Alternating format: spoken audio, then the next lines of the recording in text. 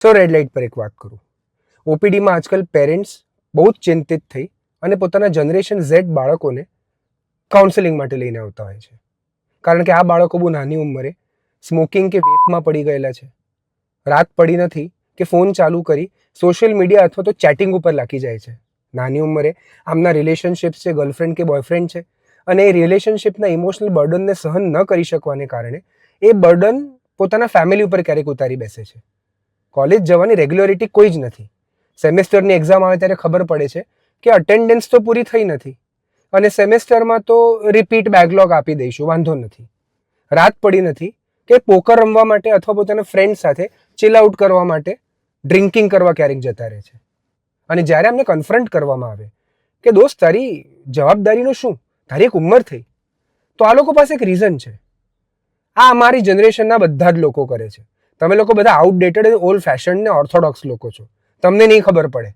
બધાના girlfriend boyfriend હોય છે અને બધા જ મોજ શોખ પૂરા કરતા હોય છે. તમારે પૈસા આપવા નથી ને તમે નાટક કરો છો. તો છે ને, મારે આજે જનરેશન સાથે ડિરેક્ટ વાત કરવી છે. જનરેશન ઝેડ એટલે one of the most focus generation કહેવાય છે. બહુ જ નાની ઉંમરે ટેકનોલોજી અને એઆઈનો યુઝ કરી તમારામાંથી કેટલા બધા લોકોએ પોતાના પ્રોજેક્ટ્સ અને સ્ટાર્ટઅપ્સ બનાવી નાખ્યા છે. JEE નીટ જેવી સૌથી કોમ્પ્લિકેટેડ વર્લ્ડની એક્ઝામને ક્રેક કરી અને સારા સારા કોર્सेसમાં સારી સારી કોલેજમાં જઈ રહ્યા છે.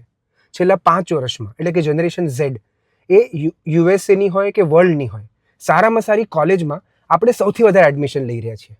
આ જનરેશન એટલી ઇન્ટેલિજન્ટ, એટલી સ્માર્ટ અને એટલી બધી પર્પઝ ડ્રિવન કહેવાય છે કે લાગે છે કે એઆઈને ટક્કર જો કોઈ આપી શકશે ને તો જનરેશન ઝેડ જ આપી શકશે. તો બ્રો, તમે લોકો જેમ માને છે કે આખી જનરેશન આ કરી રહી છે, ડોન્ટ ડિમીન ધ જનરેશન. તમે અને તમારી આજુબાજુનો મિત્ર વર્તુળ કે ફ્રેન્ડ્સ માત્ર આ વસ્તુમાં પડેલા છો અને બિકોઝ તમે એ જ સર્કલમાં ફરતા હો તમને આખી દુનિયા કરી રહી છે ને આવું એ લાગ્યા કરે. પ્રોબ્લેમ આ જનરેશનનો નથી.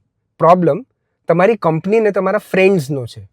એ 10-15% લોકો જે આ વસ્તુમાં ફસાયેલા છે અને તમને એક પરસેપ્શન આપે છે કે આખી દુનિયા આ જ કરી રહી છે.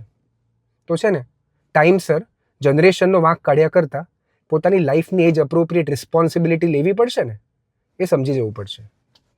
રહી વાત એમના પેરેન્ટ્સની, ડિફિકલ્ટ ટાઈમ્સ છે. હું તમારી સાથે છું. મારી થઈ ગઈ ગ્રીન લાઇટ.